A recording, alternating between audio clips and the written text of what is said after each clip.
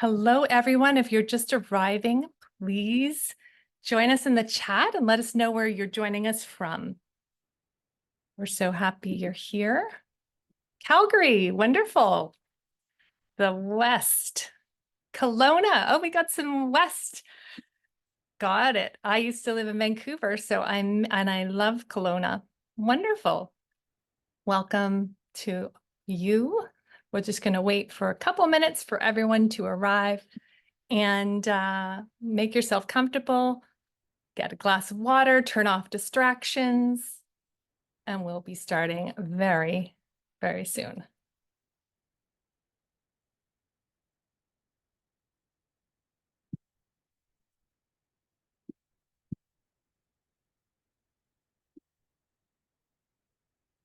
All right.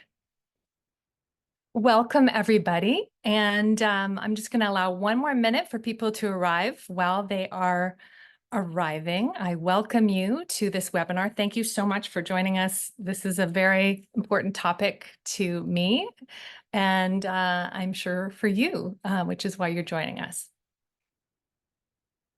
All right, let us know when you arrive in, if you're just joining us, where you're joining us from. We'd love to know.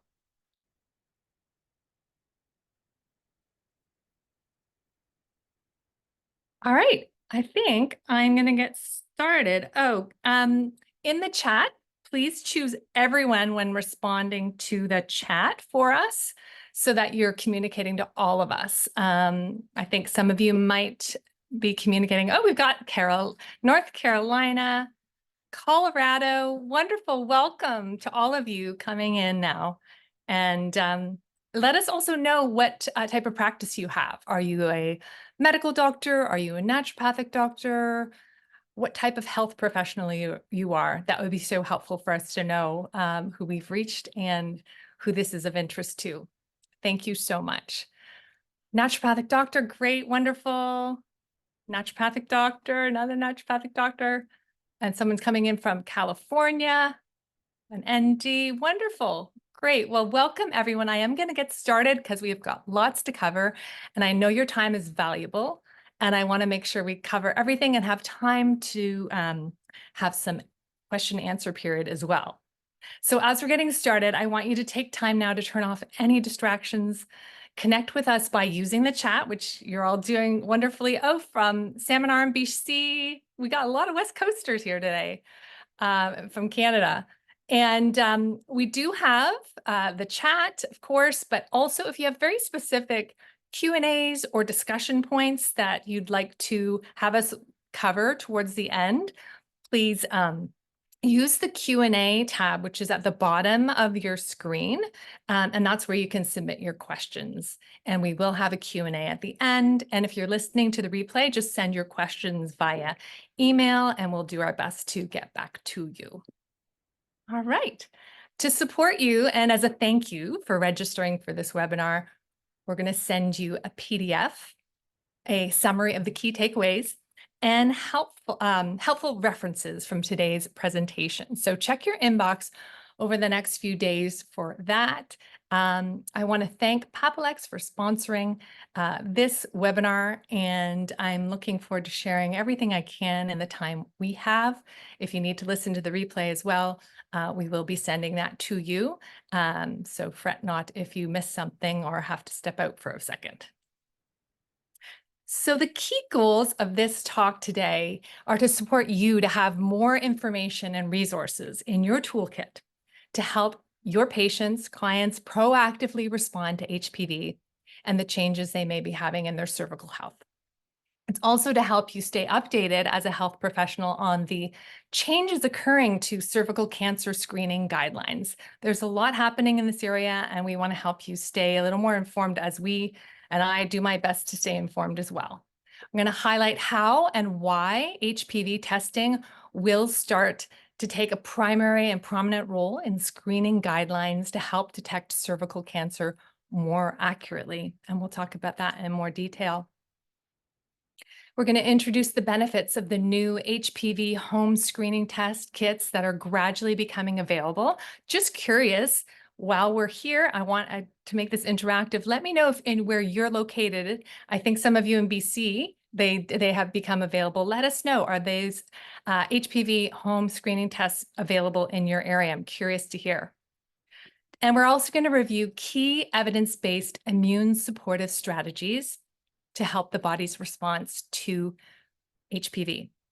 And most of all, to leave you feeling more hopeful and able as health professionals to contribute towards what I feel is become a global movement to reduce the complications from HPV and to protect cervical health. And I'll share that with you. And I'm hearing that some of you do have it available in where you are, not through the province, but through Switch Health in Ontario. Interesting. So some of you are getting already glimpses of these home kits being available. I do want to note that cervical cancer screening guidelines are evolving rapidly. And in many regions, therefore, depending on where you're listening to this from, please refer to and check the most up-to-date cervical cancer screening guidelines in your region. And depending on when you listen to this as well, if you're listening to the replay, there could be changes constantly emerging and evolving in this area. So stay up to date and explore what's happening at the present moment when you're watching this. So just a quick overview of what I want to cover is I want to recognize the global effort to end cervical cancer.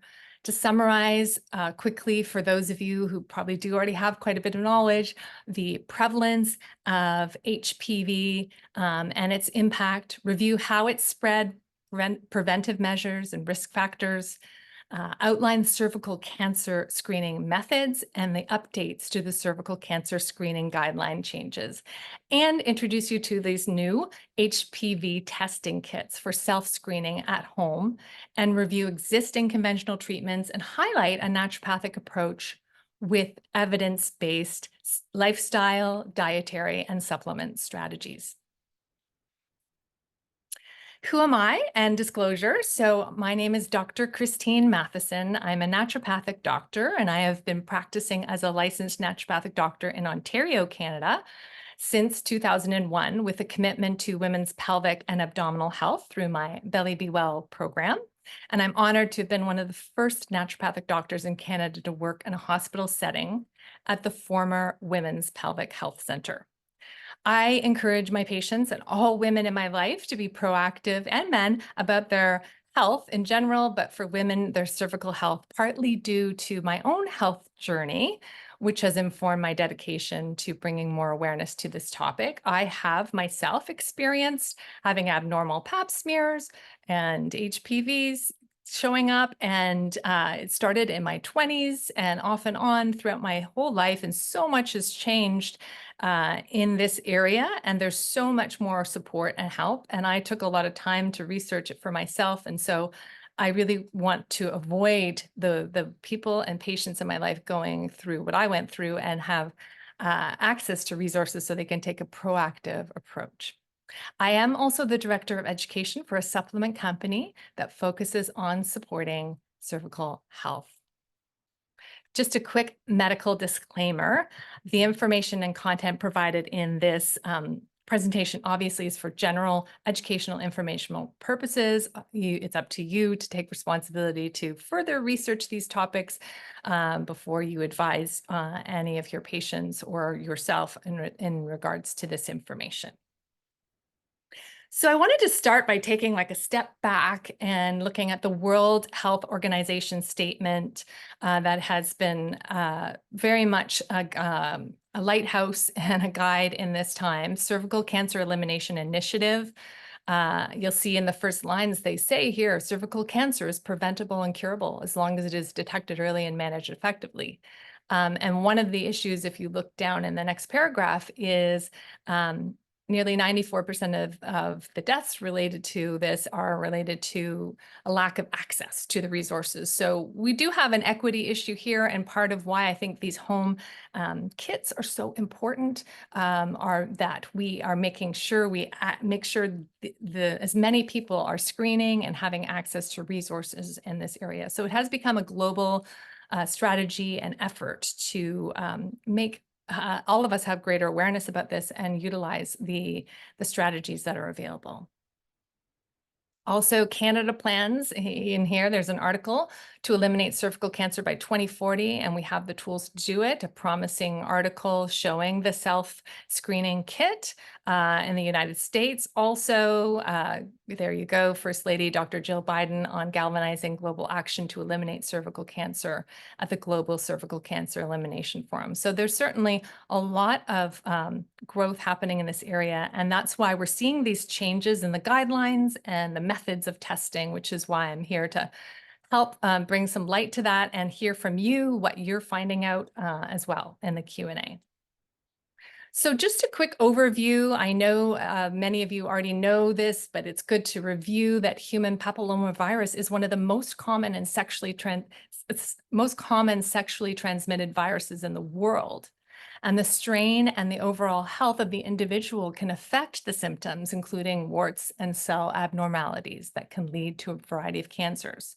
There are over 100 strains of HPV, most of you know, and the high-risk strains are the ones we're most concerned about that have a higher likelihood of developing into cancer. And as the infection persists, it may trigger precancerous changes in the cervix, which can lead to cervical dysplasia. And nearly all cervical cancer cases test positive for HPV. And in terms of prevalence, we know 3 out of 4 sexually active Canadians contract HPV at least once in their lifetime. And genital HPV is the most common STI in the United States for both women and men. About 79 million Americans have HPV. It is common that 80% of women will get at least one type of HPV at some point in their lifetime.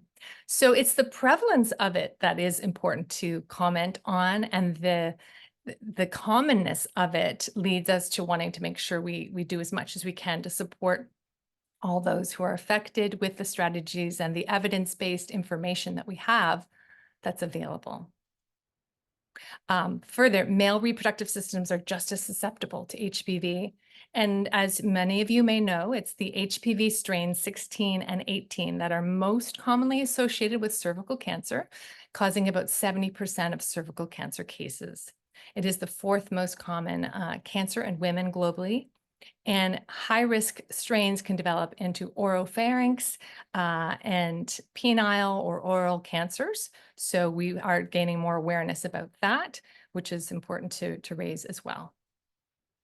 This is an interesting summary of new cases of HPV-related cancers, not to create any stress about it, but to show you that in some ways we've made some improvements in some of the areas. Cervical is certainly the area where we're still focused on, but there have been some improvements, and some of those areas are lower. So moving forward, how is it spread? HPV is spread during skin-to-skin contact or sexual activity, as all of you, again, are already aware of, I'm sure. And then the high-risk strains are the ones that potentially progress to cancers of the cervix, vagina, anus, and oropharynx. And then, of course, there are some lower risk HPV strains that can cause other concerns, warts of the hands, feet, and genitals. So what are the risk factors? And this is important, and this is where we can help maybe make some changes in someone's life in terms of some of these risk factors, or advise them on this. So genetics, specifically the MTHFR gene mutation, which we'll discuss, vaginal health, the health of the vaginal microbiome could play a role, does play a role. Smoking is particularly concerning and has a co-relationship. It increases the oxidative stress and reduces immunity. And interestingly, oral contraceptive use, particularly long-term use, usually over 5 years, is correlated with HPV and increased cervical cancer. And then nutritional deficiencies, which is, again, where we can come in and help support with nutritional and dietary guidelines, because certain nutritional deficiencies can increase your susceptibility. So we do have some resources around that we're going to talk about today.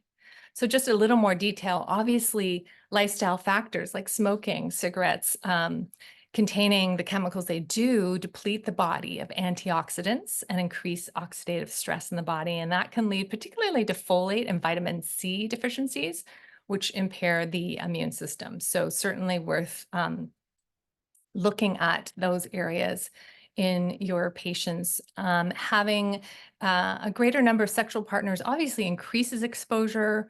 You might be more likely to contract HPV, but we also want to be careful about not creating shame and guilt or negativity around this. But unfortunately, contracting one strain of HPV does not make you immune to other strains. So using barrier methods may be a little bit helpful, but it does not completely protect against contacting the virus. And as I mentioned, long-term use of the birth control pill, more than 5 years, has been linked to increasing the risk of developing cervical cancer. And so the Institute for Research on Cancer found that people who had used the birth control pill long-term were 4 times as likely to develop cervical cancer. So the good news is the risk decreases once women go off the pill, decreases. So really important to know that if you have a patient who's dealing with HPV and they're on the birth control pill, that's one thing you can explore or advise them on right away. And then, of course, we have some genetic predisposition. So around 50% of the population have this gene mutation of MTHFR, and that can prevent the converting of folic acid into its active form. And that can contribute to their immunity, because there is definitely something to be said about folate, and we'll be talking about that a little bit further in the presentation. And how important that folate is for helping your body respond to HPV. And then, as I said, the vagina is home to an ecosystem or microbiome, trillions of bacteria that contribute to a balanced immune system. So women who might have bacterial vaginosis or any type of imbalance in the microbiome, yeast infections, candidiasis, may need to look at how they can improve the microbiome there, a healthy microbial diversity. Specifically, proportion of lactobacillus species in the vagina may also play a role in HPV persistence. And so that's something that, you could look at, whether oral probiotics or vaginal probiotics or suppositories could be useful in a situation like that. So just curious if some of you have found that making some of these initial changes to lifestyle in your practice have made a difference, and we can chat about it. I do want to make our Q&A more of a discussion as well, because I'm sure you all have some wisdom to share as well. So some of the nutritional deficiencies, and we're going to go dive deeper into some of them, but vitamin A plays a key role in your immunity. And if it's reduced, it can create a persistence of HPV infection. So we really want to make sure it's optimal. Folate, as I mentioned, it puts you at more risk of cervical dysplasia, having a deficiency of folate. Vitamin C can protect from HPV infection and could reduce the likelihood of developing oral and cervical cancer. And selenium, as you know, which is hard to get in our diet, can have a correlationship with cervical dysplasia, having been found to be low in those with cervical dysplasia. So helping your body respond to HPV infected cells may mean having enough of the selenium in your diet with Brazil nuts and oysters, and potentially supplements as well. Vitamin E is an antioxidant shown to slow cancer growth and support the overall immune system. So adequate blood levels, are shown to reduce the occurrence of cervical cancer and progression of high risk HPV 16 and 18. So that's a really important area, the nutritional deficiencies, and that's something, luckily, to provide some hope and positivity on this topic, where we can make some, major changes just by looking at improving the nutritional status of our patients could make a huge difference to their experience. So I wanted to just show you this image to remind you there are multiple factors. It's a very detailed image, and the idea being that every situation and every individual is unique, and there are many factors that can lead to um, the HPV infection and for that to progress to cervical changes that are of concern. So everything from sexual activity to genetic factors, your immune response, smoking, nutritional deficiencies, whether you're immunocompromised for a variety of reasons. So it's important to obviously, as I'm sure all of you do, take that step back and look at all of the risk factors and components where you can potentially make some improvements or help that person, and look at what are the controllable factors. What are the things that you could make a difference with versus the things that are difficult for us to change. So preventive measures. We have HPV testing. Obviously, that's why we're all here. We want to talk about the updates around that. It's only available to those with female reproductive anatomy, although there is an anal pap style test available for male anatomy. It's often done, it's still done often alongside pap smear to detect the presence of the virus and determine the strain risk.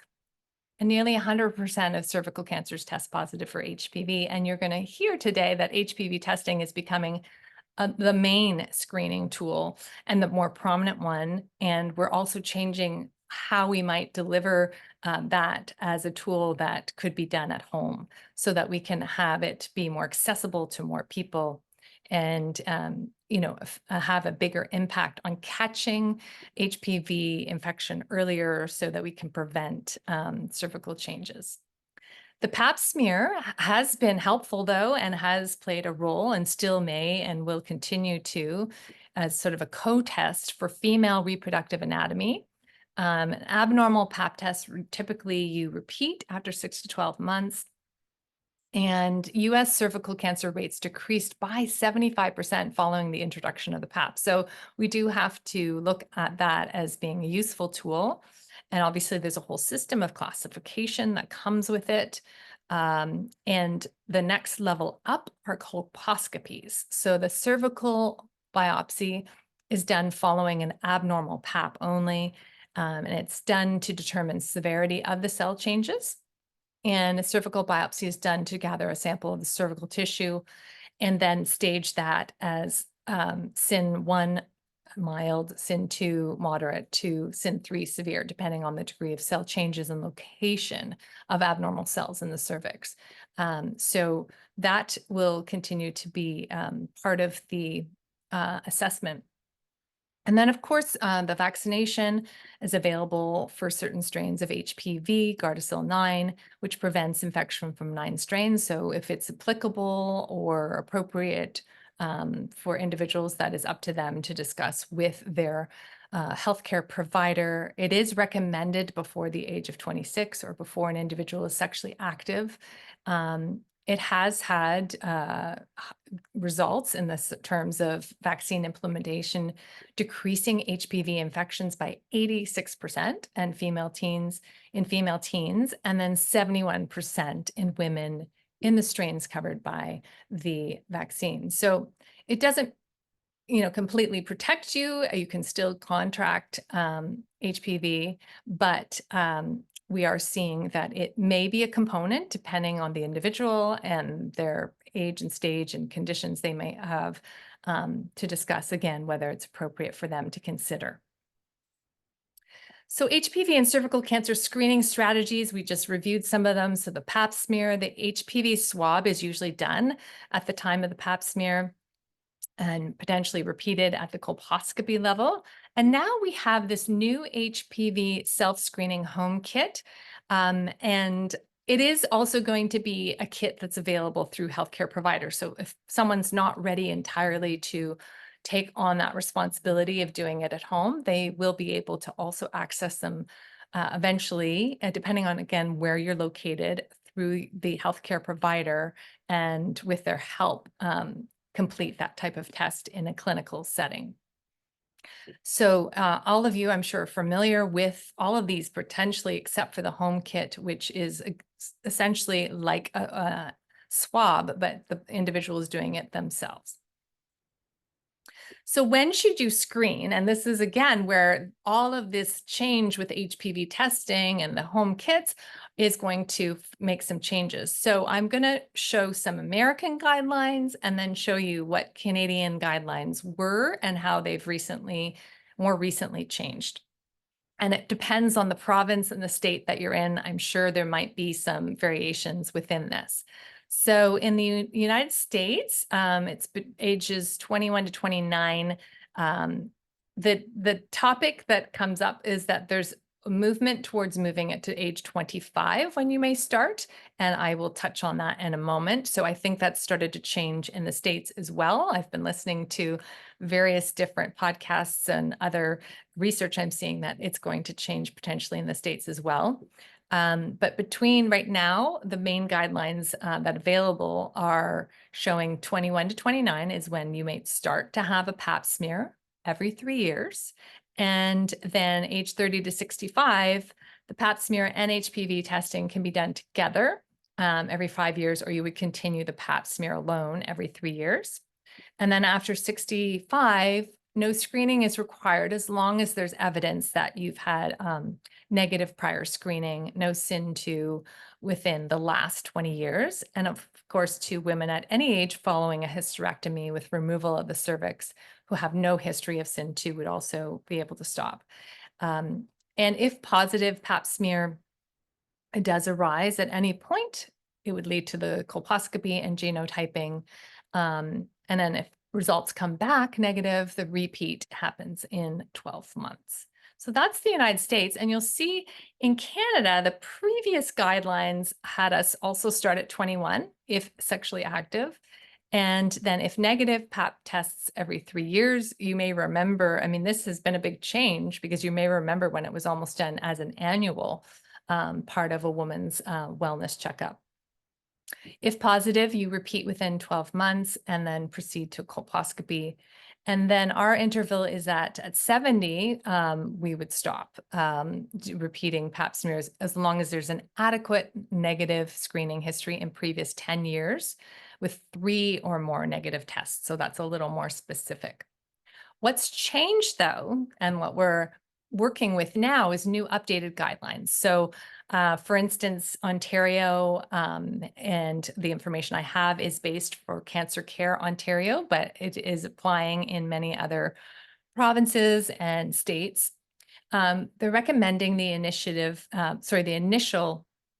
and initiating cervical screening age should be increased to age 25, unless you're immunocompromised, in which case they're keeping it at 21.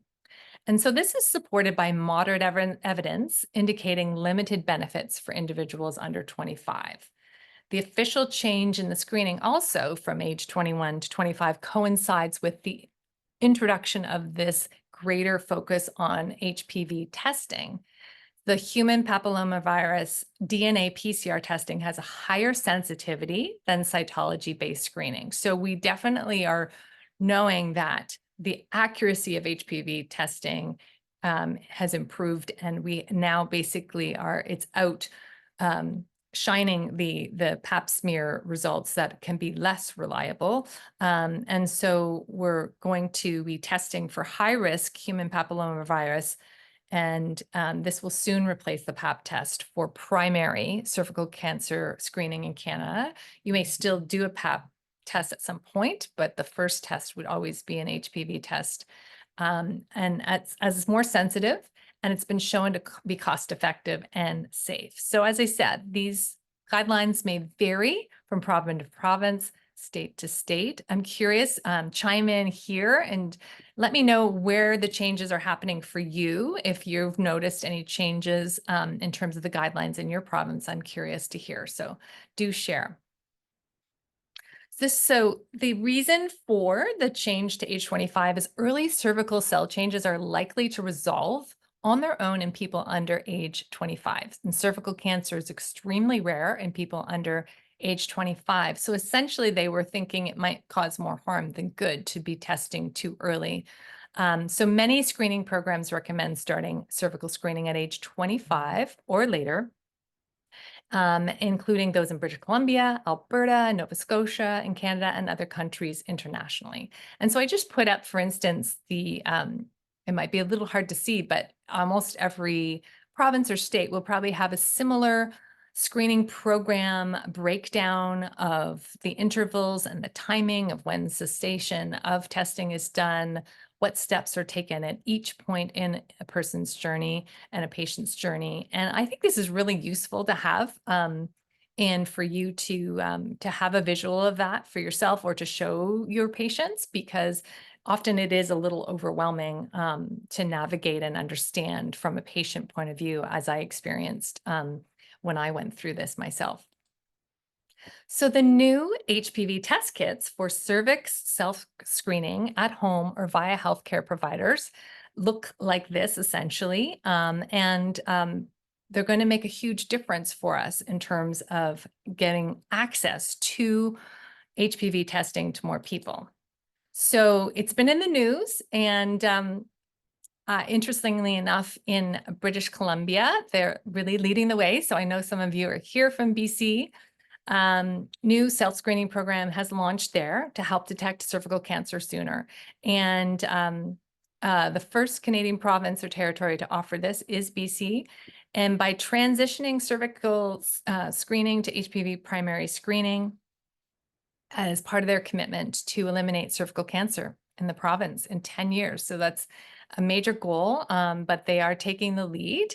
I'm so excited because the doctor leading this is Dr. Gina Ogilvy, who went to my high school. So I'm very excited for the work she's doing and her whole team there, as you can see, who've put years of research and effort into making this change happen. Other articles and research that led up to this were really looking at, studying self-collection for HPV testing to see how effective it would be, perspectives on how it would work, how it would be cost-wise, how successful it would be. So a lot of effort and research has gone into this initiative. Why is it beneficial, and why was this the direction to go? Because it's, first of all, a better test. It's a more sensitive and accurate test. It detects cervical precancers earlier and more accurately, and it only needs to be done every 5 years. So that is a difference too. It's going to mean greater access and ease. So for people who live in remote areas, are low income, or can't take time off to have a procedure like a pap smear, or have precarious employment, don't feel comfortable in a doctor's office, or don't have a family care provider, this will be an opportunity for them to still gain access to a very important test. People from certain cultural groups for whom speculum examinations is problematic, or people who have suffered sexual trauma, this is a concern too, that they may not be seeking a pap smear for those reasons. So this test is much more practical and manageable for more people, and affordable too. It's cost effective. So those are some of the real upsides and benefits. I do want to touch on having awareness about the impact of and the emotional stress associated with HPV, and how that could be preventing some individuals from seeking the care, and why, again, a home kit or making HPV testing more available in an easier way could make a big difference. So unfortunately, we do need to address the fact that there can be stigma and embarrassment about having HPV due to often misunderstandings and myths about it as a sexually transmitted infection. And this creates concern that emotions of fear, frustration, shame, guilt, or even isolation may prevent someone from getting screened or getting medical care. So this new option for self-screening at home may provide a more manageable way to ensure early detection and ensure more people are getting access to it, and it eliminates some of those barriers. Just to back up what I'm saying, I do think it's important to see that there's some studies on this, the association between the knowledge of HPV, someone having the knowledge they have HPV, and feeling stigma, shame, and anxiety. And so this has been studied. We know that this happens. So this is something as practitioners and as health professionals where we also need to be part of that message to not continue that person feeling any shame around that and be part of the tools that we can provide them to release some of the emotional stress or have a place and a safe, trusting person to discuss that with. So conventional medical treatments right now, first of all, for mild abnormalities relies on the watch and wait type of approach.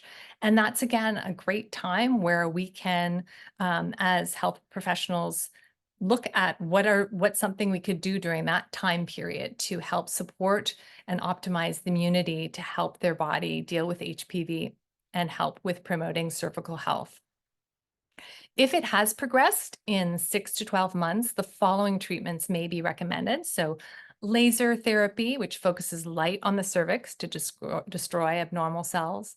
The LEAP procedure, which removes affected tissue from the lower cervix. And then cone biopsy, which removes a cone shaped piece of the abnormal cervical tissue, or cryosurgery, which freezes the abnormal cells.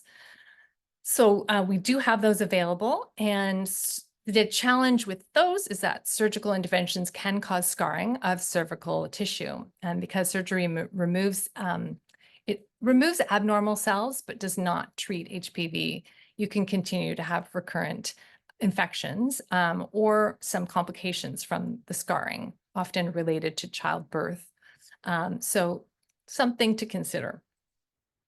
From a naturopathic approach, we certainly have many areas that we can help with. So if we look at some of those lifestyle factors and risk factors, we can certainly help with the process of looking at helping someone avoid or stop smoking, abstaining from drugs and alcohol, avoiding excess amounts of stress, which I do want to touch on a little bit more, getting adequate sleep, moving the body, getting exercise, and addressing the mind-body connection. So those are some areas that we can focus on and where we can support, especially during that watch and wait period, to help optimize the immunity.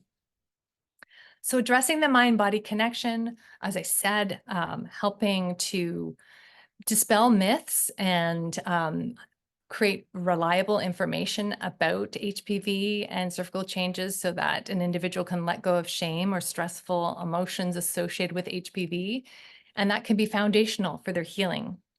They could use meditations, journaling, and deep breathing techniques. Could be part of a plan to create new thought patterns to support healing. Managing and reducing their stress level obviously helps with their immunity because of the nervous system directly impacting immunity. So stress comprises your immunity, compromises, I should say, your immunity, and can make you more susceptible to infection. So that spike in cortisol, as we all know as health professionals, can affect the gut health as well, which houses a large portion of your immune system. Two books, in case you're not aware of them, written by medical doctors about this that I think, are really valuable resources for us as health professionals and for our patients, are really helping to explain in practical ways how important it is to not repress those emotions and hold them in, and safe ways to be aware of and release some of these difficult emotions. So the body keeps the score, and when the body says no, I'm curious if some of you already have heard of those. Put it in the chat if you're aware of them. If you're not, I suggest researching them and seeing if they are useful for your understanding of this. So mind-body connection resources as well would be some helpful apps. I really love the free ones, making it less stressful for everyone. So what's kind of neat about some of these, and I just wanted to show you, is you can actually put in the search immune support or health anxiety support. So your meditation or visualization is very focused on where you need to focus. You could do women's health focused types of meditations. And I think that can be really more targeted and more focused for individuals and has sometimes more meaning. Also, obviously, nutrition and gut health play a huge role here. So the modern Western diet is low in vegetables and fiber and high in sugar, processed foods, gluten, and dairy. Potentially. So looking at the health of your patients and clients' gut health, and the lining of the intestines becomes, as you know, more absorbent, allowing larger undigested particles and pathogens to get into the bloodstream. So we need enough fiber to keep our microbiome healthy in the gut and regulate blood sugar, maintain overall health. Having more probiotic rich foods in the diet, a balance of bacteria can make a huge difference to decreasing inflammation, which can play a role as well here when we're talking about infection and inflammation in the cervical area. So just, looking at those key parameters, which I'm thinking all of you probably already do, looking at organics, eating the rainbow, choosing healthy fats, healthy proteins, and decreasing the things that may be impeding or are limiting the natural benefits of the natural immune system activity. Also, in the area of the naturopathic approach, when I was doing my research, one of the leaders in this area, Dr. Tori Hudson, created a protocol including vaginal suppositories. It is a way to deliver botanicals directly to the absorptive surface of the vagina and the cervix more effectively than oral treatments. So suppositories can provide that targeted antiviral and immune supportive effect. And you'll see this is an example protocol of some suppositories that you would alternate throughout a 6-week period. Vitamin A, C, green tea, and herbs like thuya, echinacea, golden seal have been used. And these are typically found in compounding pharmacies. So looking to find a reliable and safe form is the other key thing, and making sure it's high quality form, since it's going to absorb really quickly. So there are several excellent pharmacies that do still provide these options, and that might be worth considering. Supplementation, because of what we were talking about earlier, because of nutritional deficiencies and the concerns there, vitamins and minerals can support the immune response to HPV and have a protective effect in response to CIN and cervical cancer progression. And we now know that specific nutrients have been associated with supporting the body's response to HPV and are often found to be deficient in individuals who are dealing with this. So we really, now, as I said, have so much more clinical research and human data, which is really important to say, regarding ingredients that can support the immune system. And here are some of those. So broccoli sprout extract, vitamin E, folate. We have Ganoderma, reishi mushroom, green tea, vitamin C and zinc sulfate, specifically astragalus, lycopene and carotenoids, and selenium. And I do want to dive a bit more into each of those, so that you can see some of this incredible research and data, because I know you're going to want to understand how it works and some of these important studies.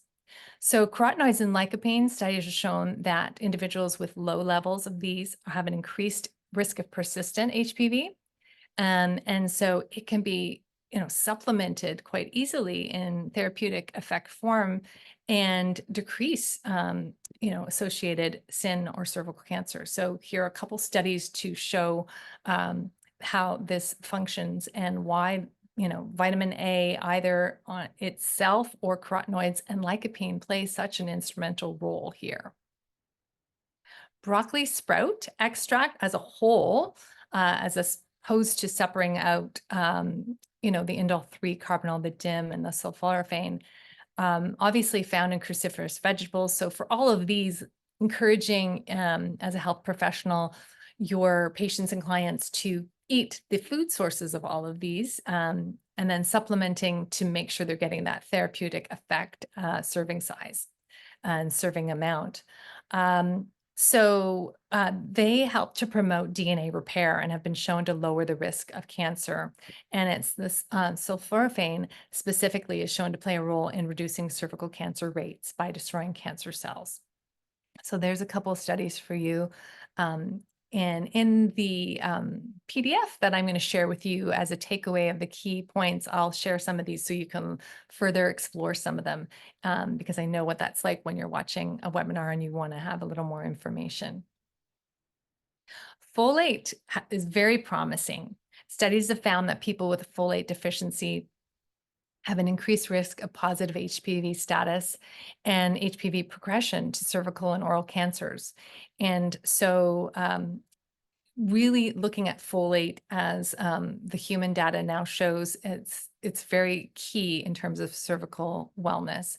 And further to that, this is an incredible study, this randomized double-blind placebo-controlled trial investigated the impact of long-term folate supplementation for 6 months on the regression of women diagnosed with SIN1. And out of 58 participants, those receiving 5 milligrams of folate supplementation showed a higher percentage of SIN1 regression, 83% compared to the placebo group of 52. So that's really significant and an important study to be aware of based on the 5 milligram a dose a day.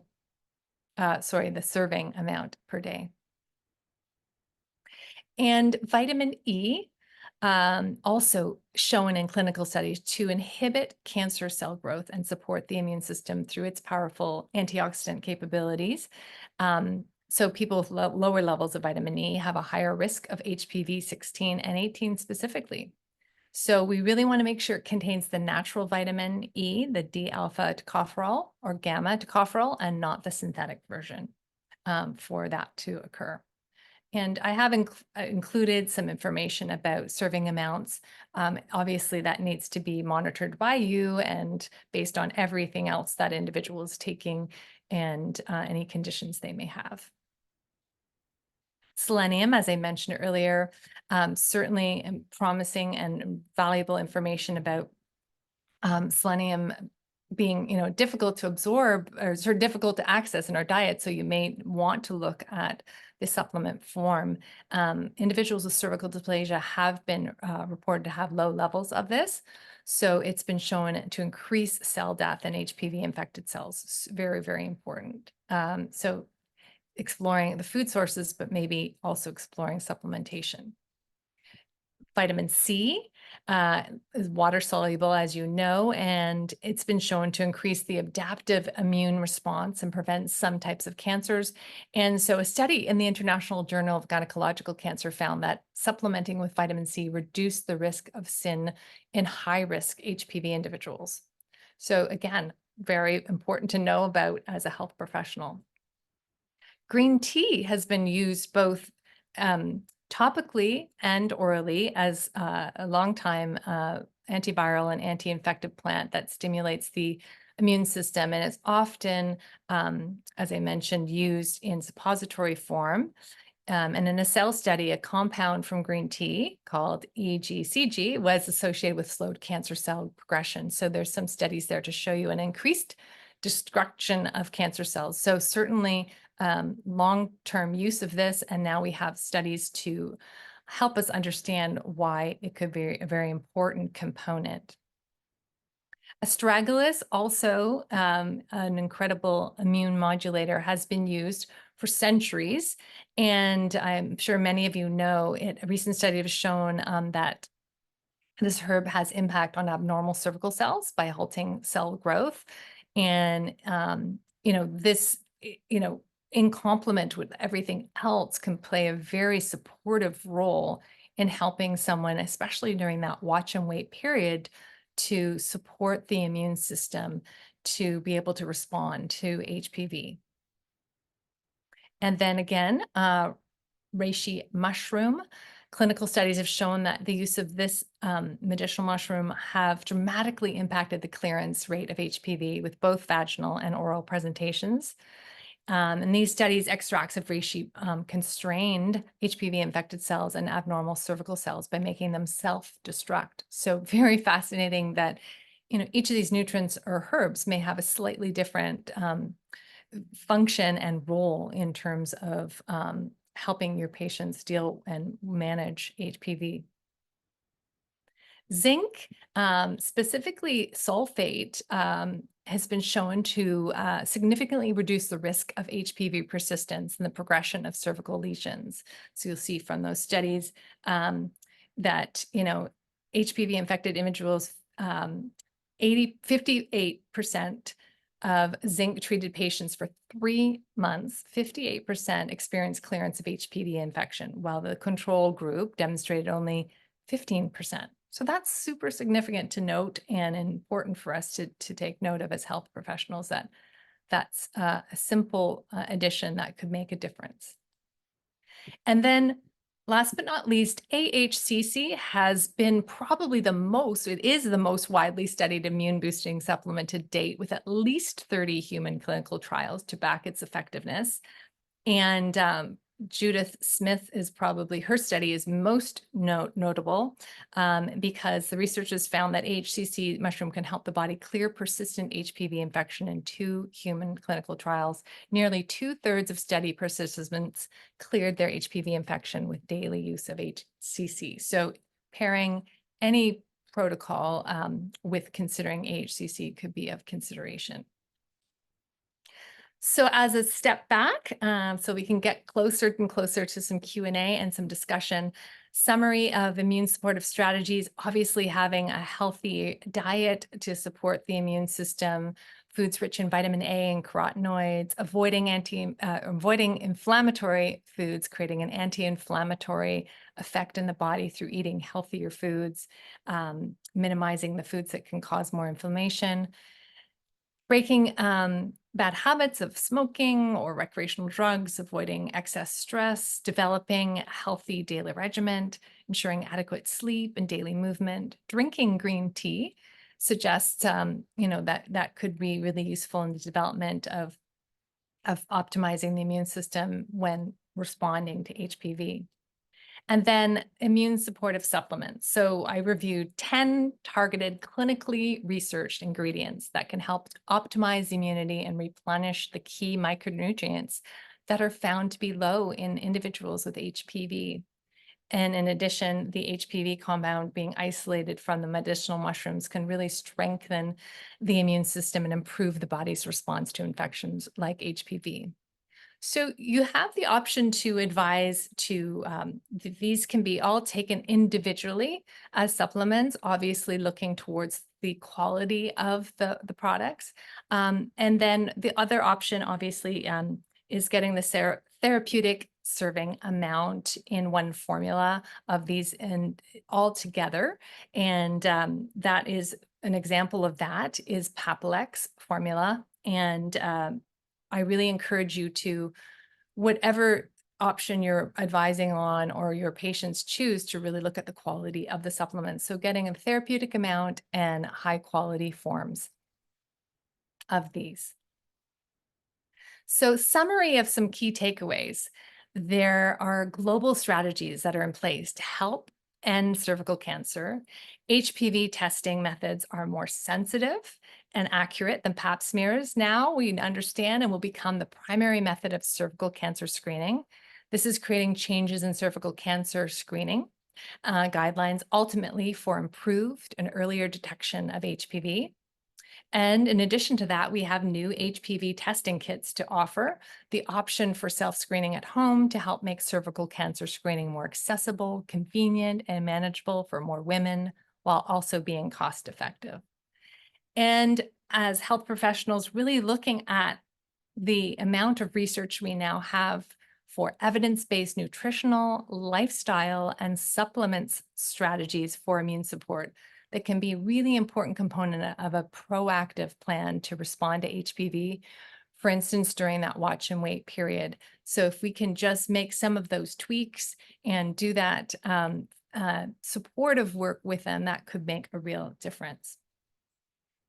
As health professionals, we have the opportunity to participate in this unique time in history, I think, when we're getting closer and closer to understanding HPV and the possibility of dramatically reducing or eliminating cervical cancer.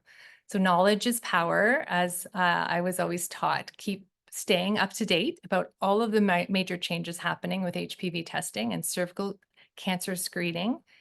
And I hope I've helped today by building a toolkit of evidence-based strategies to help your patients and clients feel more empowered to proactively respond to HPV, because that obviously is all of our goals. And it's certainly what has been very hopeful for me to discover this and for my patients to discover this. And I hope this helps some of your patients, the more we can spread this news and information. So remember, as a thank you for registering for this webinar, we're going to send you a PDF with some of those key takeaways and helpful references from today's presentation to encourage you to have sort of a quick sheet to refer to. I know life is full and practice and seeing patients or clients gets full. So just as a quick summary for you, we wanted to provide that. So check for your inbox over the next few days for that. Now it's time for Q&A. So place your questions if you haven't already in the Q&A section. It's found at the bottom of the tab, one of the bottom tabs on your Zoom screen. And I also have put my information up here for you to stay in touch with me by Instagram, via my website. If you'd like to connect directly with me too, look for a webinar follow-up email arriving in your inbox this week that includes an invitation to book a call. If you just want to discuss this topic in more detail or have very specific questions, I'd be happy to talk about this because I think it's so important and I want to be part of the movement to provide more information in this area. So thank you. I'm already getting some nice thank yous for a great presentation. You're most welcome, Matthew. Thank you for coming. If you have any questions, I'd love to hear them. I think we do have some questions. I'm going to pop into the Q&A. So thank you. If some of you need to go or you've got what you needed, thank you so much for attending. We will be following up with some more information and a replay, as well as this summary of today's webinar and more information for you. So thank you so much. Thank you so much. I'm getting lots of nice thanks. Hi, Taylor. Thank you so much. I really appreciate you being here. Some of you are familiar names to me in the world of naturopathic medicine. Okay, so I've got a question here. When I send out the PDF, will I be providing references? Yes.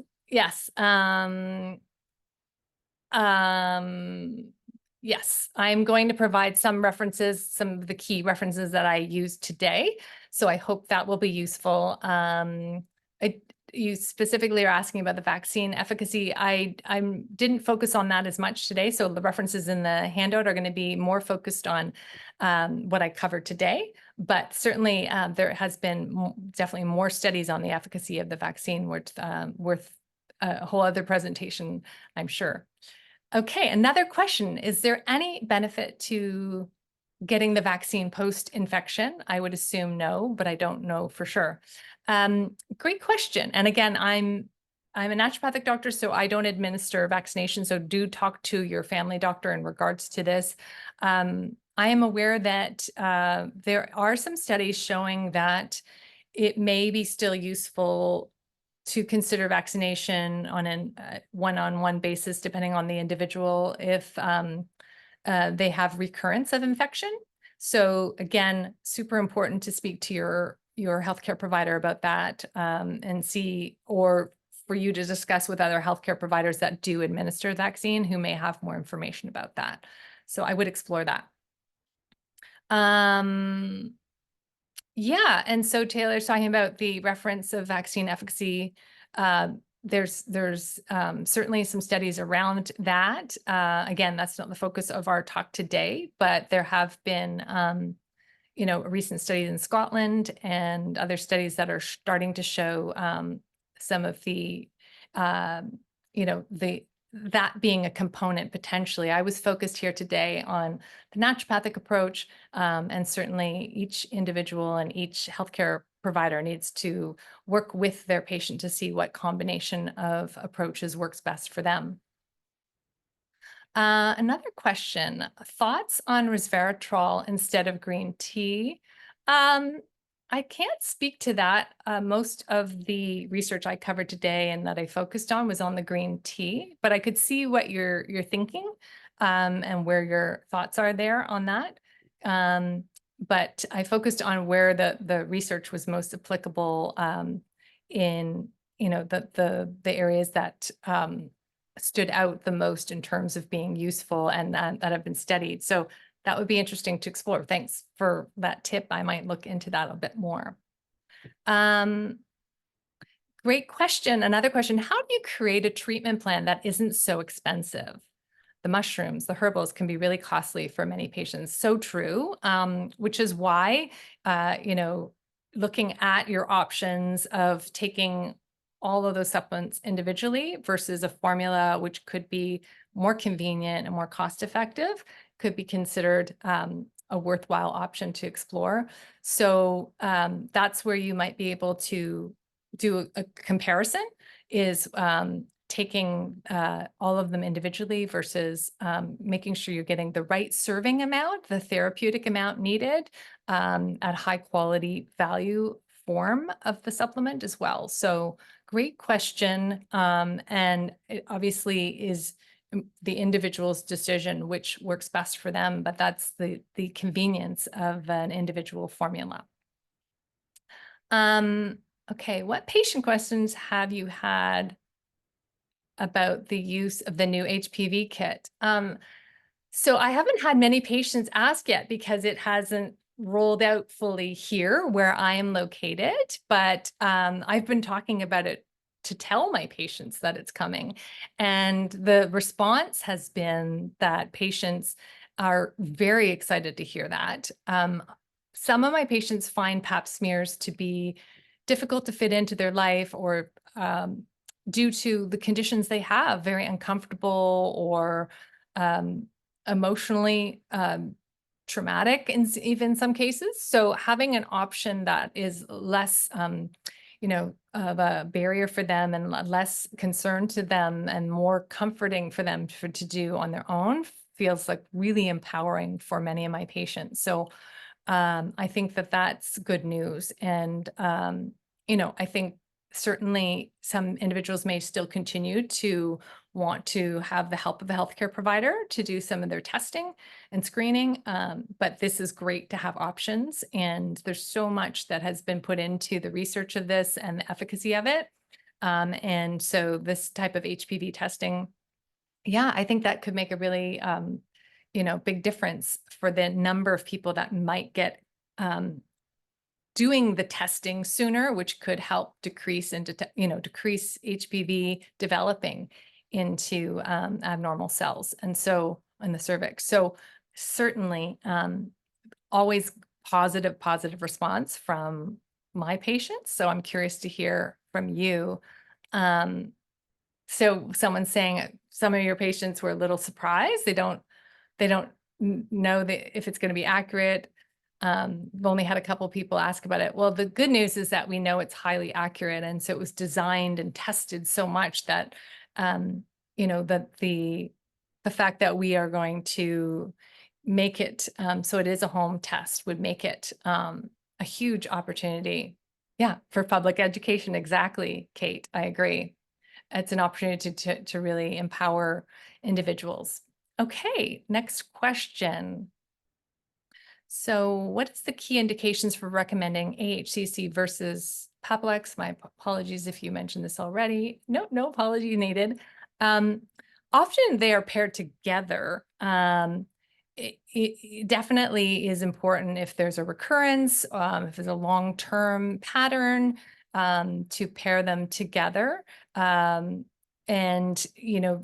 there's really no downside in taking both, is my understanding. But yeah, certainly something to explore.